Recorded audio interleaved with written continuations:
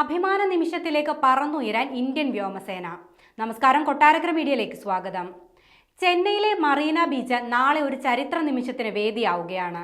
Indian എയർഫോഴ്സിന്റെ 92ാമത് എയർഫോഴ്സസ് ദിനത്തോടനുബന്ധിച്ച് നാളെ മറീന ബീച്ചിൽ നടക്കുന്ന ഗംഭീര എയർ ഷോയിലൂടെ ലിങ്ക ബുക്ക് ഓഫ് റെക്കോർഡ്സ് നേടാനൊരുങ്ങുകയാണ് ഇന്ത്യൻ എയർഫോഴ്സ്.